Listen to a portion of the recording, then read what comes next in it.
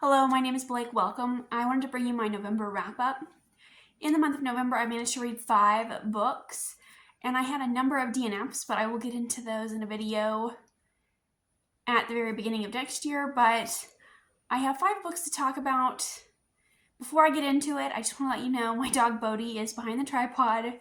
He has a lot of energy. He has not been able to go outside today because it is raining. So if he is squeaking his chew toy or being loud or whining, he is very sorry. I'm going to start with The Hollow Places by T. Kingfisher. And in this one, we follow Kara, who has recently gone through a divorce, and she has come back home to help her uncle in his odd museum. And one day there is a hole in the back wall of the museum, and she walks through it and discovers that through this hole there are portals to alternate realities. And she gets into a lot of horrifying experiences through these portals. This was a very weird book. Cosmic horror, portals, morbid humor. And she does all of this with her friend who lives next door named Simon. And I really liked their relationship and their dynamics. I feel like the conversations between them were conversations that I would have with my real life friends, and kind of just their humor and the way that they react to being in these situations I thought was hilarious. And in true T. Kingfisher style, she never waits too long. I feel like her timing is really perfect. Once you kind of start feeling like you're ready to move on, she is also moving the story along, and I feel like she just can never miss. I ended up giving this one 4 stars. I love that this book has no romance. I love that this is this weird, creepy setting. I loved the taxidermy museum. It's not just taxidermy, it's got a lot of odd stuff, but I love weird museums, and I liked that setting. I like through the portal we have all of these bunkers basically, and there are these islands of bunkers, and it's got all this dark water, and there are all these creepy willow trees, and there are lights in the trees, and the trees move around. It's got a lot of imagination in this book, and it was definitely bizarre. I really wish that I had read T. Kingfisher's horror sooner. I had no idea that I'm very hit or miss with horror, and I was worried about picking these up, but I really shouldn't have been, because T. Kingfisher delivered like she always does. And I will say, there were a couple of times when Kara does, make dumb decisions, and she jumps into dangerous situations. And there were a couple of slow moments when you're kind of waiting for things to happen, but it's all part of the build-up. And that is The Hollow Places. 4 stars. Up next, I have The Haunting of Rookward House by Darcy Coates. And I haven't been wanting to read Darcy Coates for a while. I do enjoy a haunted house story. I wish I hadn't started with this one, though. In this book, we follow this man named Guy, and things are not going well for him. He is gotten in a lot of trouble in town, and he finds a deed in his mom's house to this old house in the countryside. He decides he's going to fix it up and sell it, and hopefully leave this town. But this house is haunted, and Amy, the ghost that haunts this house, haunted a family many decades earlier. And we have kind of a dual POV where we have Guy in modern day, and we have this family from many decades before. I really liked the family, and I wish that we had followed them more, because they only got a couple of chapters here and there while Guy got most of the story. I would have preferred to follow the past timeline, just because I think there was more interesting stuff going on there. But in present day, we have Guy, and I didn't really like Guy. He makes a lot of dumb decisions, but also I feel like he was just a really unlikable character. He was very whiny, and I was buddy reading this with my friend, and we both found the way his thoughts were written to be very unusual. There were times when I'd ask her, I was like, would you think about this way? Like, is this how your thoughts sound? But also, we didn't know if, like, what was going on in the story, if it's reality or if Guy is just dreaming these things or imagining these things. And so we were basically asking if Guy is crazy. So we had that element. And I feel like the end of this book was incredibly unrealistic. I feel like starting out, this book was good. I was into it in the beginning, but then I liked it less as we went through. And then at the very end, I really didn't like the way that things wrapped up and left off because I felt like it was so unrealistic. I can't really get into it too much because of spoilers, but I have a hard time believing that things just wrapped up in that way and that there were no consequences for the things that happened. Next up, I have Iron Widow by Ziran J. Zhao.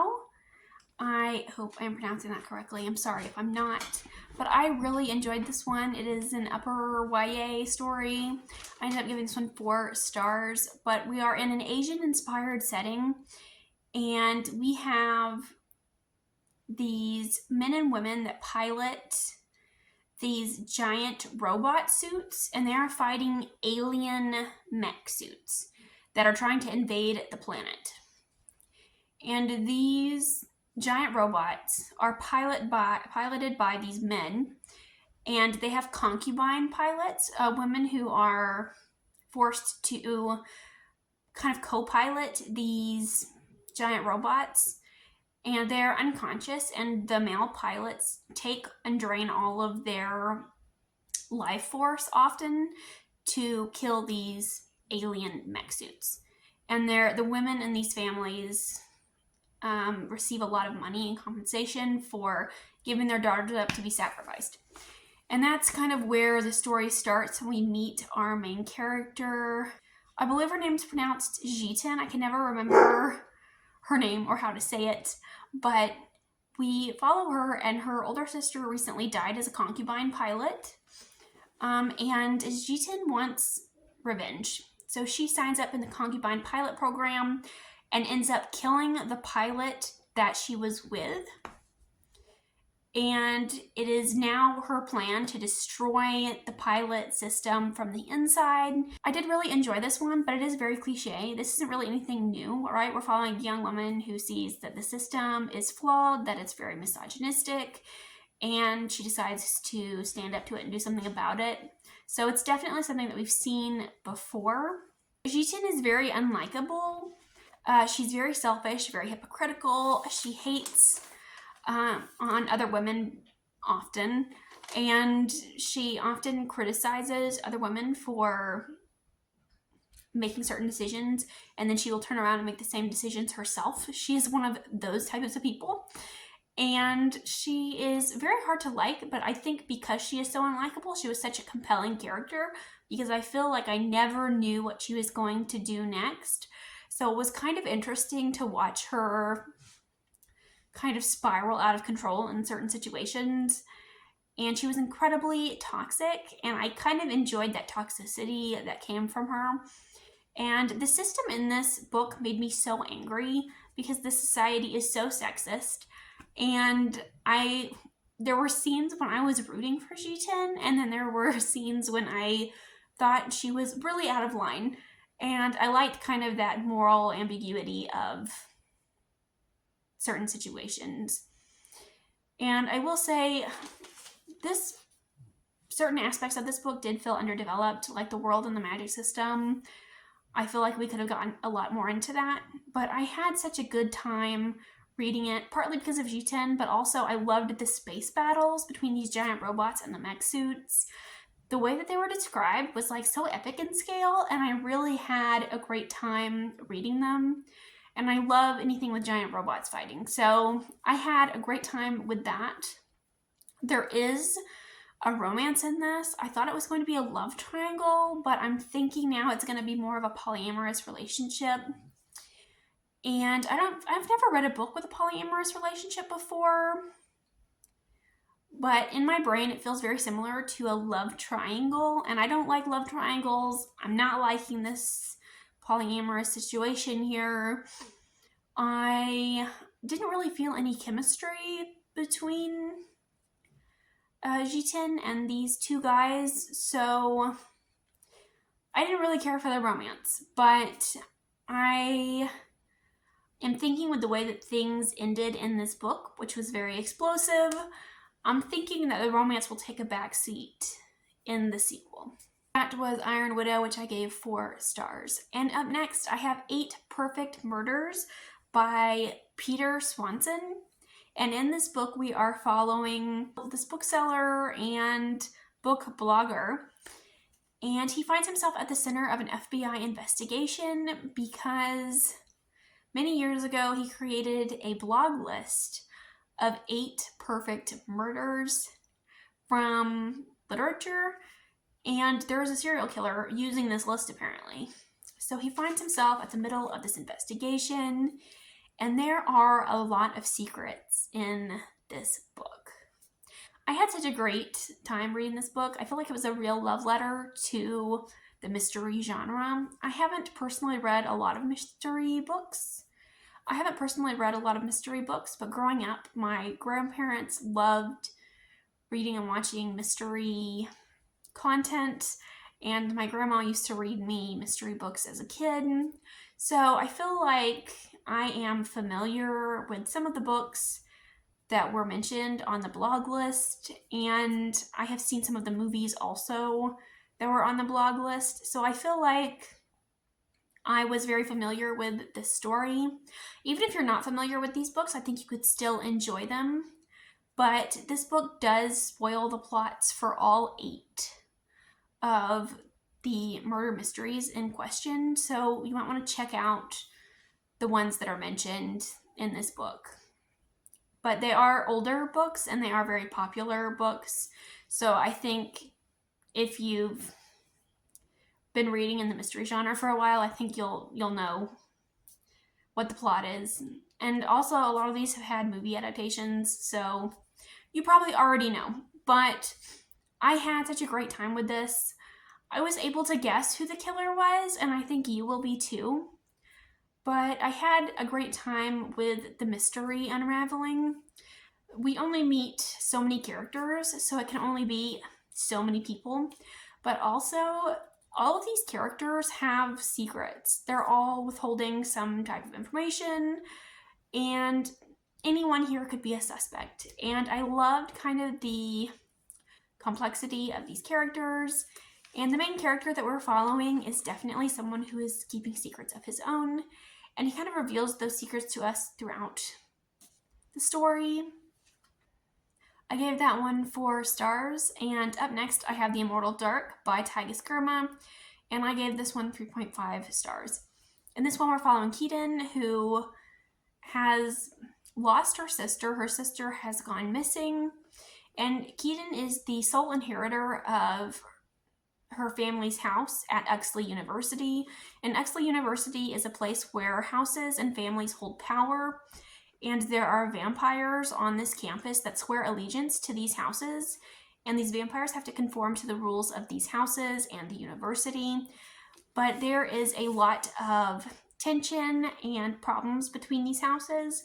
In order to get into Uxley University, in order to inherit her house and gain power, Keaton must attend this university and pass her classes and become the owner of her house. Because she believes that someone somewhere on this campus has taken her sister, and she's determined to get close to these groups and figure out who has taken her sister.